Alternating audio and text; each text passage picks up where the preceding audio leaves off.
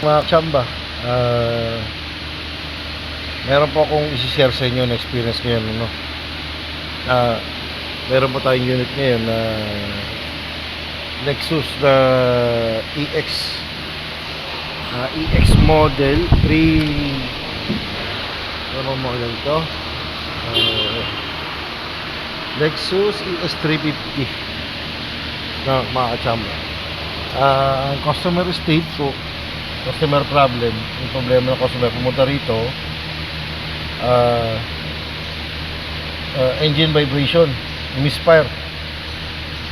So mga kachamba, chinek ko na sa computer, walang trouble code na lumalabas. Ang ano lang niya ay may trouble code pala na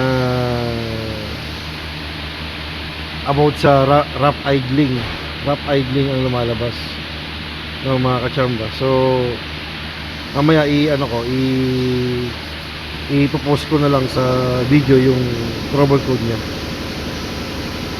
So yun mga kachamba, upon further inspection, na find out ko na ang problema pinanggagaling niya sa fuel system. Bakit siya nagkaroon ng misfire? So pag gano'n, fuel system mga kachamba, tanggal ako ng simula tayo dun sa pinakabomba. Kachamba, tinanggal ko na yung fuel pump niya. No? Ayan mga kachamba, tinanggal ko na. Wala na yung fuel pump. Ngayon,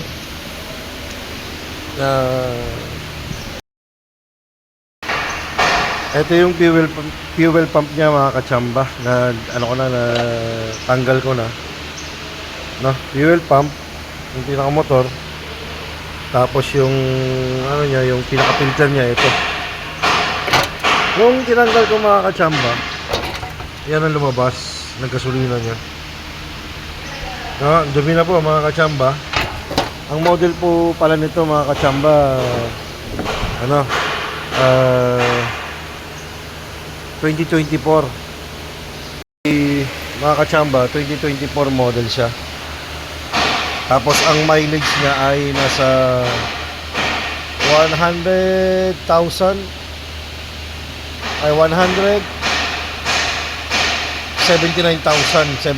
ang mileage na tinakbo ng sakyan. So medyo mahaba na rin yung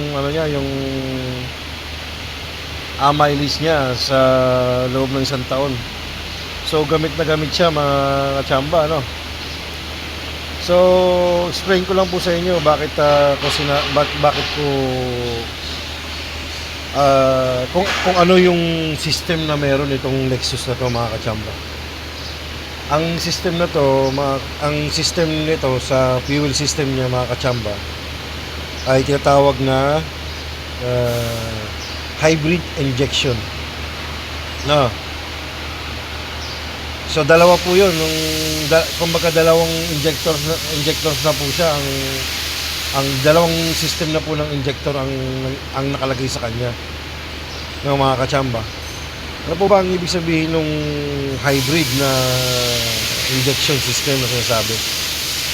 So ganito po 'yun. Pakita ko po sa inyo mga kachamba.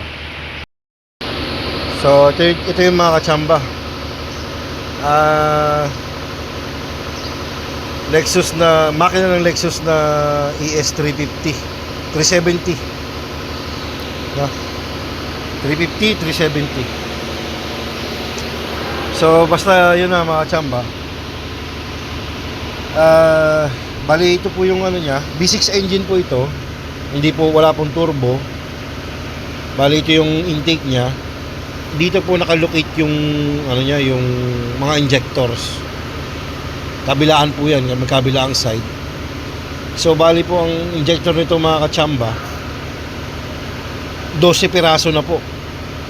No, 12 piraso ang injector niya mga kachamba. So, ito po yung papaliwanag ko po sa inyo kung ano ba yung hybrid na sinasabi. Hybrid fuel injection. Ito po yung ano niya, yung GDI niya. GDI po. Ang ano po, ang hybrid nga pala, guys, sinabi ko, dalawang klaseng injectors ang nandyan. Isang port injectors, tapos isang direct injection, gasoline direct injection. So, ito po yung, kunyari na lang, piston. Pasensya nyo na yung drawing ko, mga kachamba. So, ang direct injection po, andito po siya bumubuga sa pagitan ng balbula at saka ng piston. Nasa combustion chamber siya nagbubuga.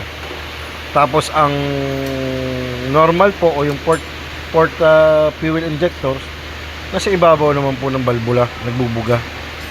So ganyan po yung ano niya, yung concept, yung design. So meron po itong kasi po ang GDI system ng na GDI lang, kagaya po ng Mazda Sky Active system. Ang nangyari po sa kanya, nagkakaroon ng carbon build up dito sa ibabaw nung ng balbula. So eventually po, ang nangyari doon, nagkakaroon ng leak, no? Ng combustion leak. Further siya further on magkukos siya ng misfire, no, mga kachamba. Kumbaga hilaw yung hindi solid yung compression o combustion, no, mga kachamba. So compression pala sa diesel yon, ang combustion sa gasolina, combustion engine. So mga kachamba, ang mangyari po sa kanya, sisingaw nga. Ngayon, gumawa na naman ng ang mga engineer ng paano ba ma-solve yung ganong problema. So nagdagdag sila ng port injectors.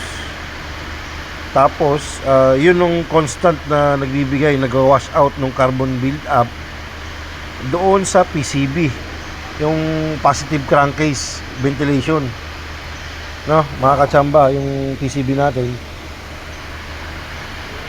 Yung carbon na binibigay dahil sa buga ng injector, ang nangyayari sa kanya, nagbi-build up dito.